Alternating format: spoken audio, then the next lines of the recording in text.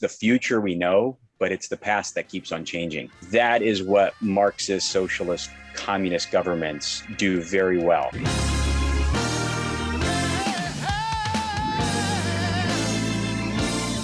One of the things that I heard you say is that in addressing the triple threat, you are looking at a revisionist history as well. Now, when I talk about revisionist history and things like that, I'm a racist. I don't want the real history to be taught and things like that. You know, some of the common responses is, well, if you're not for revisionist history, what you are for is racist history. You don't want to teach the truth. You don't want to teach about Jim Crow or slavery or that sort of a thing. So maybe just break it down for us a little bit more as to what revisionist history is and what that looks like.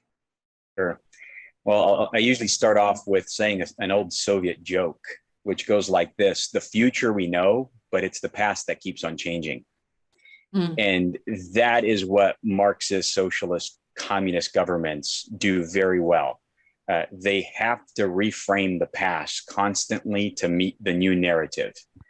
And so they're just picking and choosing things from history that they want to emphasize.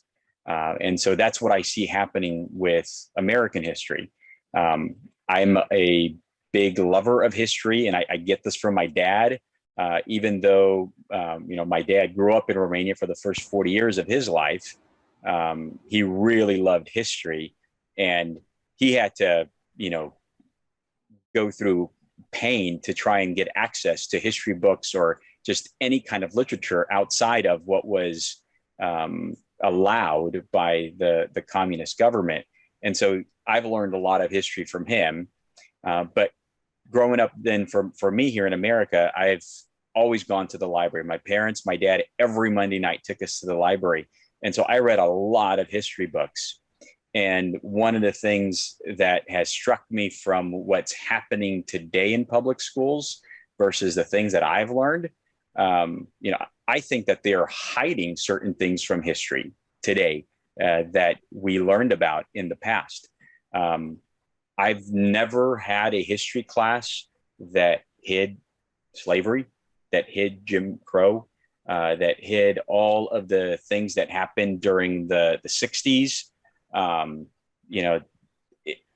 I've learned about all of these things. And so it always struck me like, why are we going backwards and saying those things are not being taught in public schools when I went through that system in the 90s and early 2000s, and they were always there.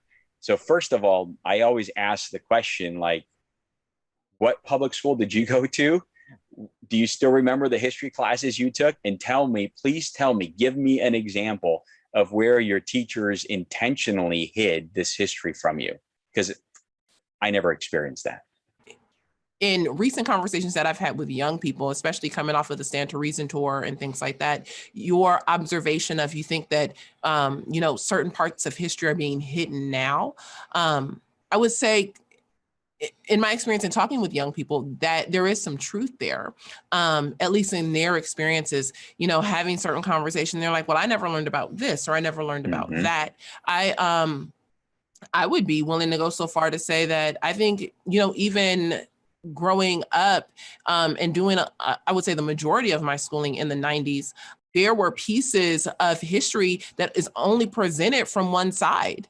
I'll learn about, Marcus Garvey, but I won't necessarily learn about someone like Benjamin Thomas Franklin. Sowell. Or Benjamin Franklin. So there were things that I feel like are still not complete narratives of history.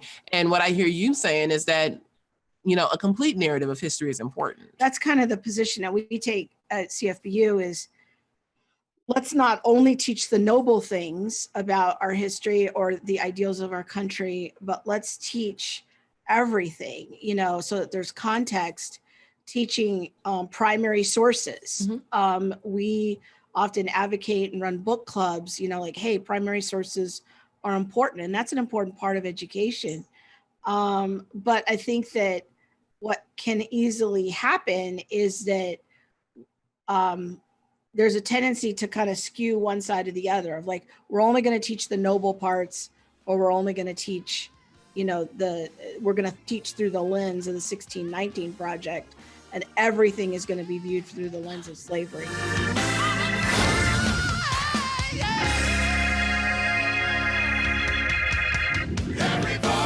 And you okay over there? I'm sorry, my earring got caught in my jacket. What's going on? But I think that's